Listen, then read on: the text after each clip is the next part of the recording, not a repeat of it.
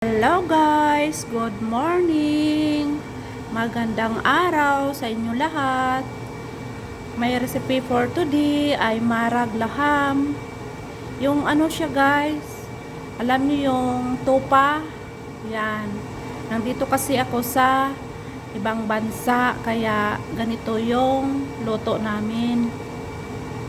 Simple lang ang paggagawa nito guys.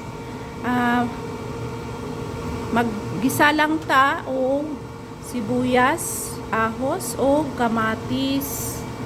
Tapos gisa natin kunti yung karni at lagyan ng mga spicy nila. Okay lang naman kung sa atin, lagyan ng kung ano yung mayroon. Tapos lagyan lang ng tomato paste para magpula. Ganyan lang oh.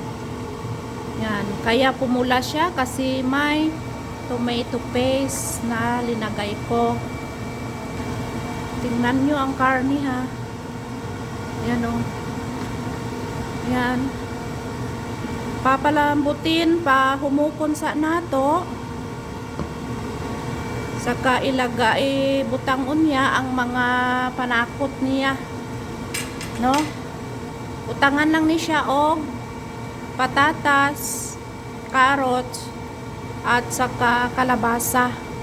Yan ingana lang ang ilahang ginabutang. Na unya butangan ako og talong na ulo sa talong. Yan. Ano siya guys, gilaga ko.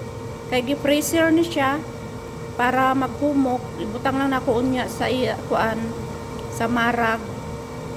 Kung kuan na hapit na maghumok-humok na pudto kay humok naman pud na siya. Na sige magkuan sa taog mga sangkap niya. Ito pala yun guys. Yung sinabi ko na ihalo ko sa karni, yung marag ko. Ito siya oh, may carrots, patatas at kalabasa. Yan na. So maya lang ilagay ko na ito kasi palambutin muna natin kasi pag hindi malambot baka madurog ito, malata na. Wala na tayong mahukad. Okay.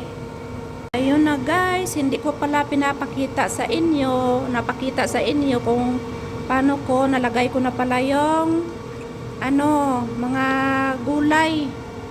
Yan, at saka yung talong. Ayun na oh, ang talong. Yan.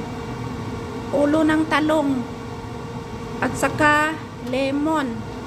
Yan. Lemon yan na dry lemon. Tapos black. May din yan, puti. May black. Ginalagay nila sa mga ganito. May mga karni, marag. Tawag nila marag. Sa atin yung sinabaw, puti. Sa kanila, puro pula. Yan. Ayun na guys. Yan. Ano na lang kulang nito. Pag maglambot na itong mga sangkap ito. Malambot na din yun konti. Mahumuk-humuk na ang karni pero kulang pa. Yan. Ayun lang guys. Ang yummy marag laham. Yun lang.